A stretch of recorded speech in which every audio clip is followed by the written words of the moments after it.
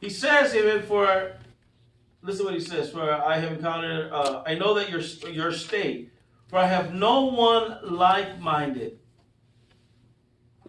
who will sincerely care for your state. For all seeking their own, not the things which are in Christ Jesus. But you know his proven character, that as a son with his father, he has served me in the gospel. Therefore I hope to send to him to once, as I see how it goes with me. But I trust in the Lord that I myself shall come to you shortly. So here's what you got. What does he say? I am going to send Timothy to you, for I have no one like-minded. How do you think that occurred? Discipleship. Well, following him. Okay, follow him. But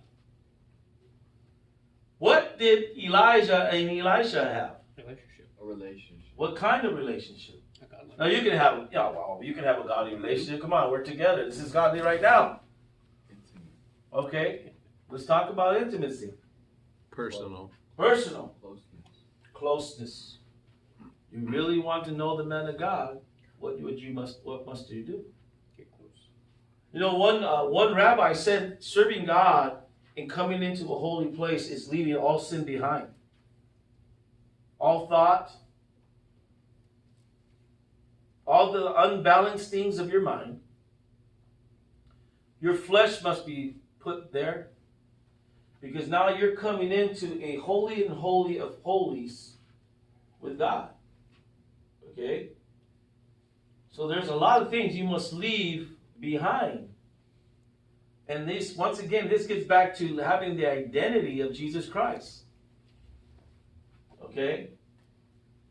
So this is what Paul says, okay, this is what Elijah and Elisha had. They had intimacy. They had a relationship. Now, how many of you think it's so hard to build a relationship with Pastor? Come on. I do. Why? Getting to know you on a one-to-one basis. But here's God's thought. How hard is it? Do you think? How many say, "Well, I have a pretty good relationship with God right now"?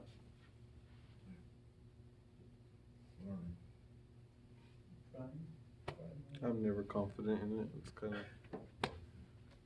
If I have difficulties getting close to you, it's because of my own. There you go. It's because of I don't want to get dealt with. I don't want to deal with certain things in my life. Well, why? There's things inside of you. Why that you feel that way? Because I just don't like to hear it. didn't grow up with anybody telling me anything about it. 9 out of 10 times, that's exactly what it is. No father figure. That's what we're talking about. This is what he says. Paul took him as a son. And 2 Corinthians chapter 4 says what? Paul tells the church, you have many instructors, but how many fathers? One. Okay. I have a lot of people, believe it or not, I remember when I first came here, there were some men who would come to me. So I like your teachings, I like your preaching. He goes, I think I can help you further. A couple men. Now let me give you this one man. He says, I can take you under my wing. And I'm looking at him, wait a minute. What do you mean I take you under your wing? He goes, yeah, I can teach you more. I said, no, I have a pastor. Amen. Yeah, but I can deal with areas in your life that you need help with. You can fill this place up. That's what I did. You left? I laughed. I said, I have a pastor. Amen. He's more than that to me.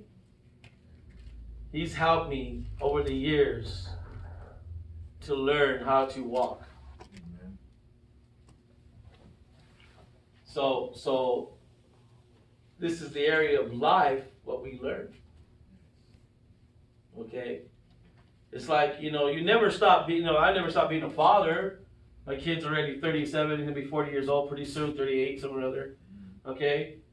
He's always been your son, but he comes to a place in his life where he makes his own choices. We're there just to advise him, good or bad, whatever the case may be. Okay? So there's areas in our lives today where you're young, like Timothy was a young disciple, trying to learn. But at some place, at some time, the mantle or the torch has been passed to him, and he is confident to send him into a place. So, because why? And this is what God does. You see, what God does to us is that he desires to teach you something, to have cares for the people more than cares for yourself. Being your brother's keeper. And so in order for you to develop this and to get that, you must commit yourself to this work. To gain understanding, and I'm placing this trust in every time one of you guys, like when I was a young man, as I said, I can only use myself, okay? Can't use pastors in our ministry, because I don't know how they did it. I know how I was brought up, okay? So, as a young man, when I was put in charge as director, it was more than just being a shot caller. It means I had to be involved in their lives. Okay? Not secluded, not go hide, not do any of those things, but be in the mix of everybody. And those who were drawn to that would come and get close to me. Because I was close to the man of God.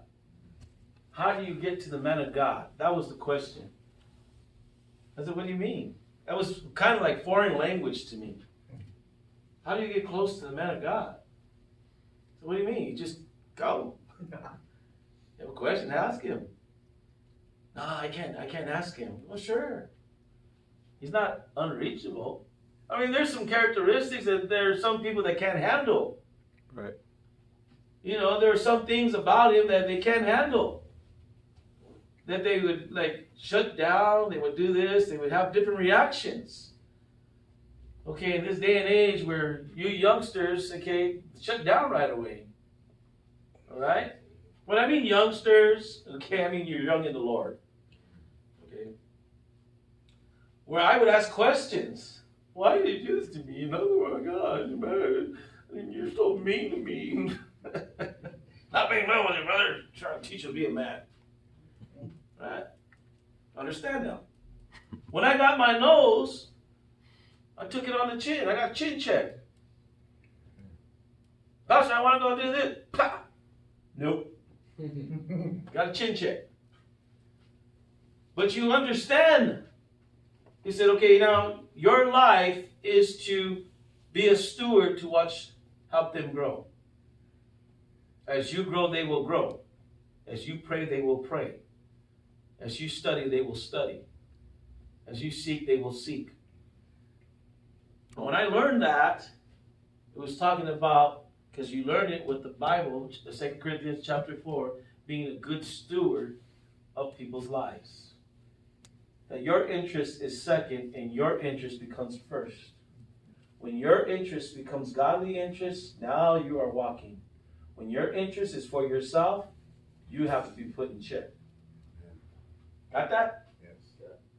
When your interest is about you, you have to be put in check. And that's the area nobody likes.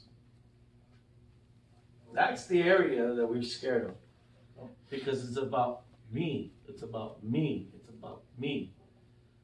This is what Paul says to Timothy. I have no one like-minded who cares about your state. Cares about your state. State of what? State of the church? State of the people? The call of discipleship. Now, if you study the Philippians, it's about two women arguing. Okay? Upset about certain things. Okay? It doesn't really get into detail, but if you read the history of that particular time, you find in other historical books that it was causing a rift between the men too. And Paul had to send Timothy to straighten it out. Because his interest is about the people of God. So when you get to a place, it could be this far off. Hey, you guys are offline. And you get right back to that. How many following so far? Amen. So what's the questions? Come on. I was just curious, is the book of Philippians also the church of Philadelphia, the same thing? Or? No, Okay. it's Philippi, actually. Philadelphia is another area.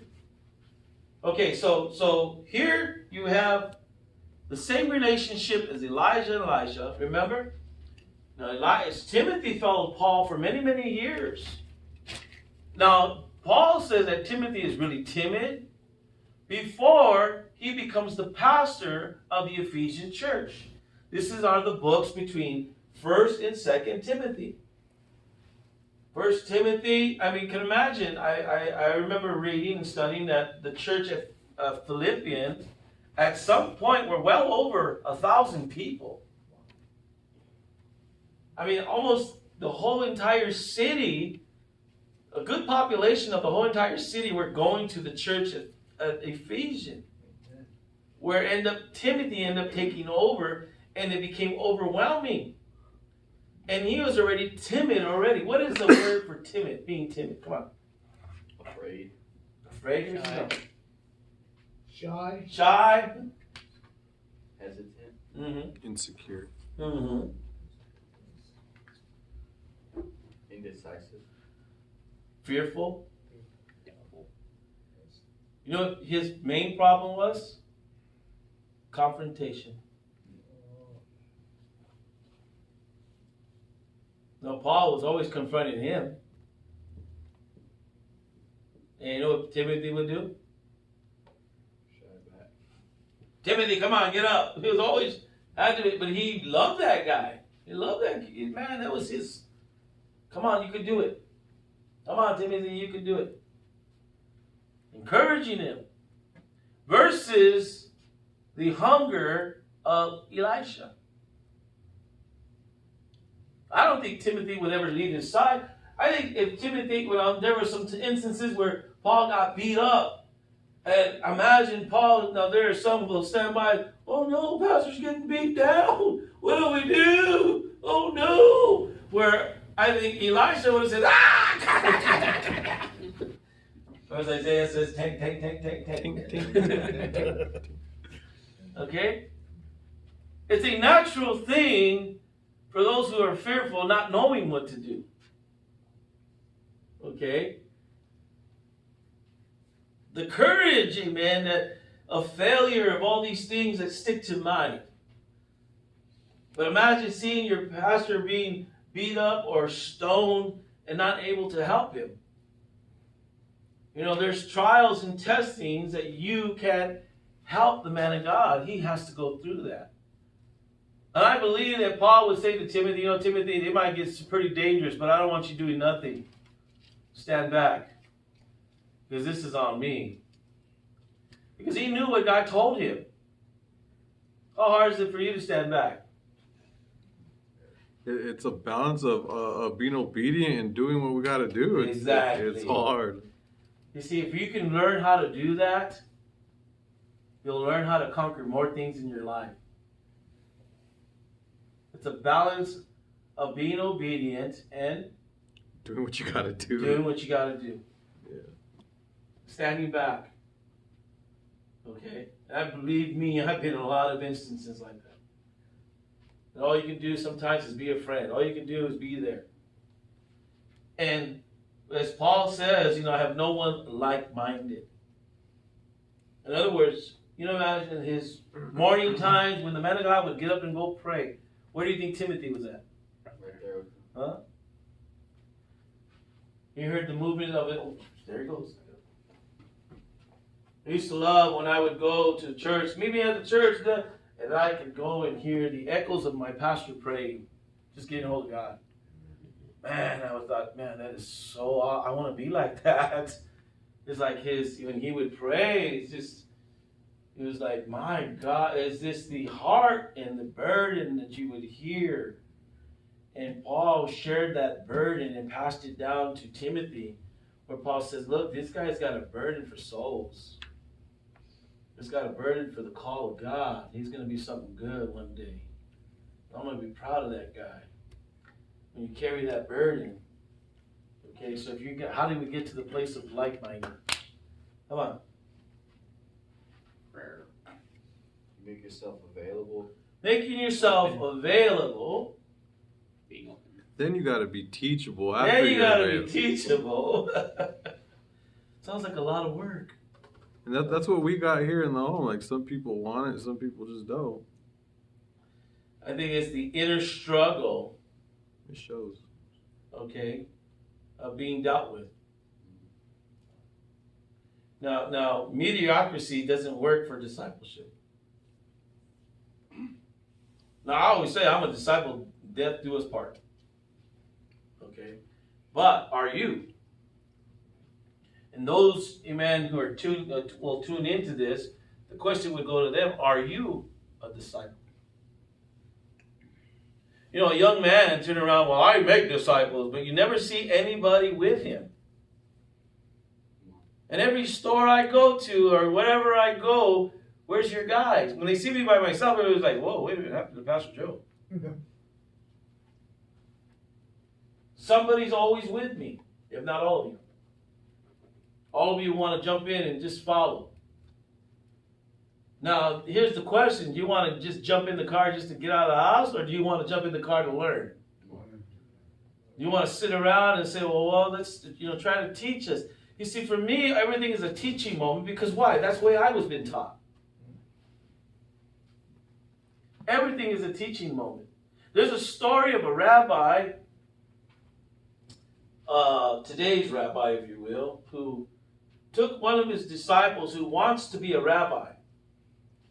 And he lived in Arizona and came out of a messianic ministry. So he decided, he says, hey, young man, let's go out and go camping. So the young man's all, cool, let's go camping, man. Hey, why not? This guy's cool. He's a good rabbi. All right. He's down to earth, All right, so they all get in their vehicles and they travel out into the desert. And he's thinking it's going to be kumbaya, man. I'm going to light a fire. He's going to talk about Jesus. I'm going to make some s'mores, amen. Get the graham cracker, do the whole thing and smash it. We'll have some food. We don't take no pork. And we'll have a great time. We'll talk about Jesus and we'll learn discipleship. Amen. But then when he shows up, it's around nighttime.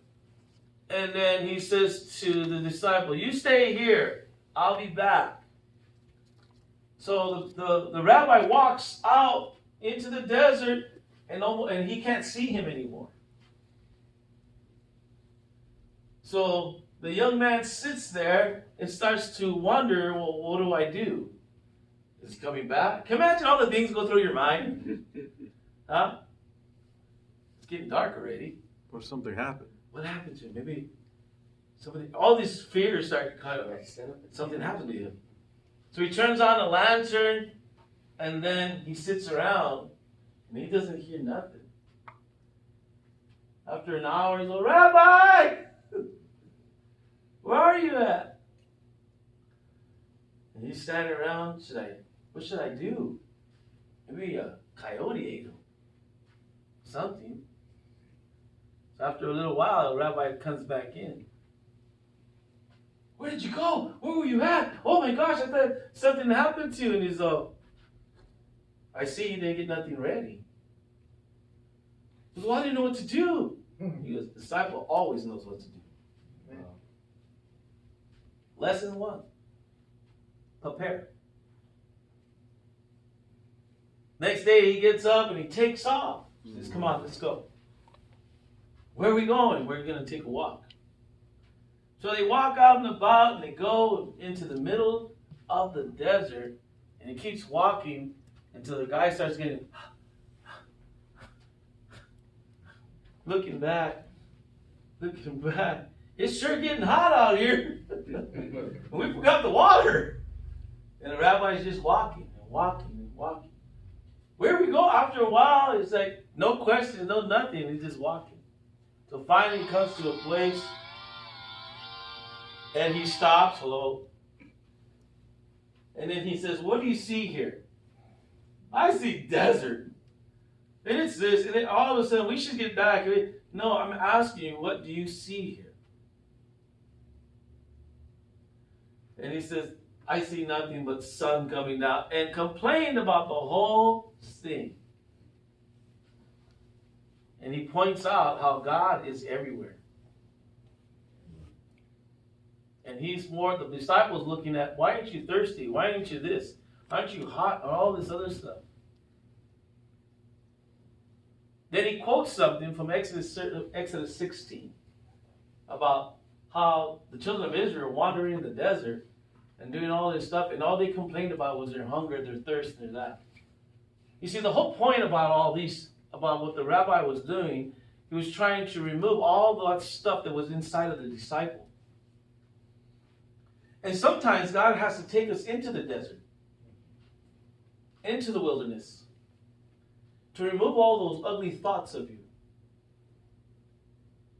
Because nothing inside of us is nothing good. You see, God was trying to make him like-minded, like his rabbi. God was trying to do something in his life. Amen. And the only way you have to do that is remove all the distractions. All the distractions. In order for, like a man like Timothy or Elisha, to get into the ministry of working out his salvation and having the care of others and to see God's perfect plan, you must empty out. Pastor, now that you're a pastor and how you say that you're still a disciple, is there a thing inside of you that you still struggle, that you still have to turn to Pastor Danny for?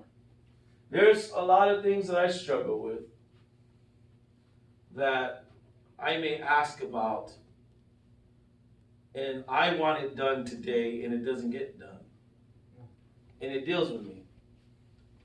There are things in my life that I can turn and say, ask my pastor or whatever, and I may not get the right answer that I want. It's the right answer that needs to be said, but it's not mine. And those are the things that deal with me. It's like you come to me and you ask me a question, and I'll give you the right answer, but it's not what you want to hear. Okay? And so it deals with you. And because I've always been taught by this, it's like you have to do what's right before God first, and that's always the answer. What's the right thing? So sometimes as even as a man of God, we don't want to hear, no, that's not what I want you to do. I want you to bring some hammer down. Come on, deal like you dealt with me. And it's not done that way. And so there's areas in your life as you mature, as you grow. You see, discipleship is basically that you're giving up your life and placing it in the man of God's hands. And that man of God has control all over you. It's surrendering that control of your life. It's obedience. No one will ever understand that. Not a woman, not a wife, not a mother, not anybody. Not a brother, not a sister, not you, not anybody. They always will say, that man is controlling your life. They'll always say that. But the thing that they don't get is that you give up the control. Amen. Yep. Amen. And the man of God is not controlling you. He's teaching you. It's obedience. It's like, I need you to go here, brother. Without question, you're going to go. I need you to, are you busy? I'm never busy for you. I'll do whatever. If you need me to come, I'm coming. The act of obedience is, boom, easy to do. Drop on a dime, I will do this, I will, whatever you ask me. But there are some areas of your life that you will not cross. You have to be willing to cross all the time. And that's the area that a lot of people question when it comes to the area of discipleship. This is why you have other guys who come to our ministry and they just can't handle it. You know, one young man who wanted me to violate my rules of my home for his pleasures, for his thing, and call it a business. Okay? It puts you guys in a switch. Let's say, for instance, okay? Then I have to make those decisions. You know, who's going to hurt in the long run? Can't allow you guys to get hurt. Amen. So a decision has to be made. You cut ties and that's it. Okay? Yes, it's frustrating. It's because you see the potential of people's lives. You see that, but the motives are wrong. And when the motives are wrong, all you can do is give the person a chance. You stop this, you stop this, you stop this. If you don't stop, this is what's going to happen. And finally, at the end, that happens to everybody. You do this over and over and over because the potential is there. But when it comes to the sinful nature, when it comes to the battles of sin, you have to do what's right before God. Have to. And that's a part of every man of a disciple that we're going to continue battle. So we're going to stop right there. Unless you guys have any more questions. Go on. Yes? Do you have to break somebody's potential in order for them to know? No, I don't think Not nobody. potential, but like, let's say, like, for instance, that guy that you said, you know, he was probably pretty smart at what he did. Yeah. But you had to break him from that in order for him to understand that he was wrong in his motives, right? Or Well, it's not so much of a breaking, it's more of a confrontation of dealing with that sin. Okay. And saying you can't, you guys won't ever see it unless it's you. Okay? And the question, well, I used to do this. Okay? Can't you see this guy's doing this wrong? Yes. I'll deal with it. Never the fact because we are selfish in our motives, because we might dislike that person for some reason or another. Okay? I'm talking about me. And then we go to the man of God, look, this guy's doing this and this and this. You need to do something about it. Okay? The man of God sees it more of the destiny of his life. Let's say he's married, he's got a family, he's got this, but you want justice. And when that justice is not coming the way you want it, at some point in time, it's like, okay, here's what it is. We talked, it's this, it's that, and we'll just leave it in God's hands. But that's not what you want.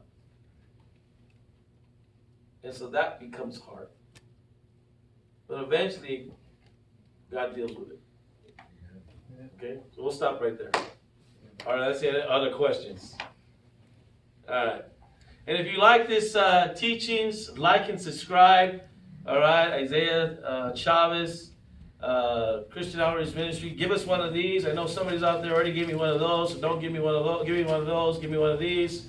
And we'll see you again when we begin our other teachings. Don't forget, Jonathan Winfield will be doing his teachings. We also do our live Facebook Live Thursdays at 7 and Sunday mornings at 11. God bless.